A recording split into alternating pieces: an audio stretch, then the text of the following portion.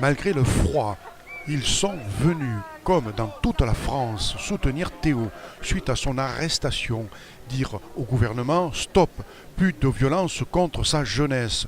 Nous écoutons Myriam d'OPA qui, elle aussi, a subi des violences policières. Moi c'est bon. Nous sommes avec Myriam, partie du CLAP depuis longtemps.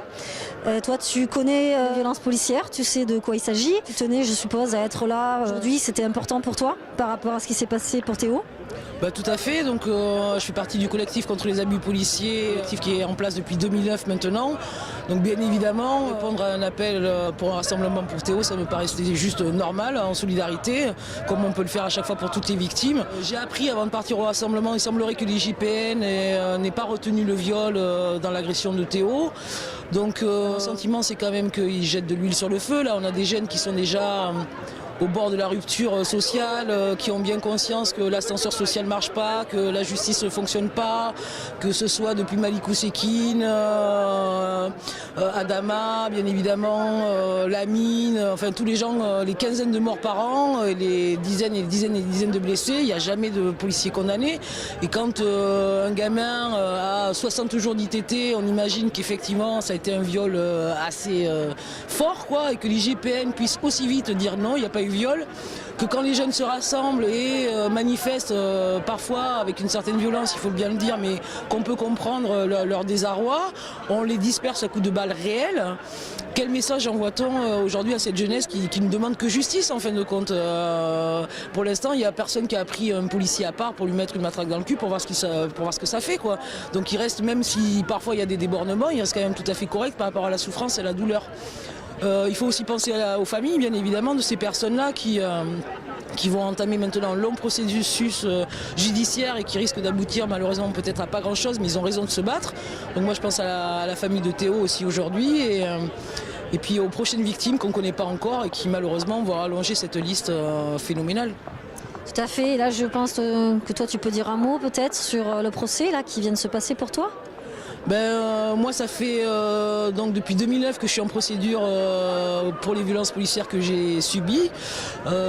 Aujourd'hui j'ai assigné l'État au tribunal puisque à chaque fois que j'ai déposé plainte il y a eu des non-lieux envers les policiers. Donc avec mon avocate on a décidé d'attaquer l'État puisque personne n'est responsable, on va finalement taper plus haut, c'est-à-dire que l'État effectivement est responsable de ses fonctionnaires, donc on l'assigne pour ces violences policières.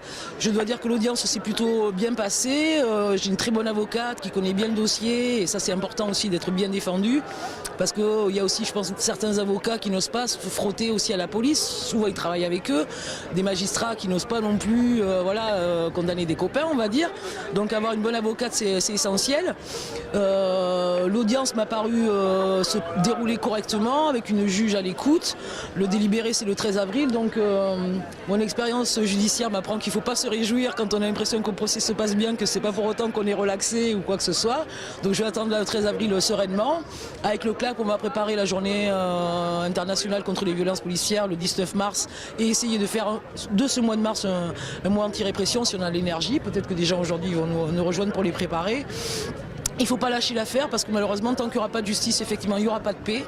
Et j'ai bien peur que non seulement il n'y aura pas de paix, mais qu'il risque d'y avoir la guerre. Et que quand je vois qu'à Aulnay-sous-Bois, il y a eu 17 arrestations, 17 minots qui sont juste en colère et qui se sont pris des mois de prison et que dans le même temps, on apprend que l'IGPN ne retient pas le viol pour Théo.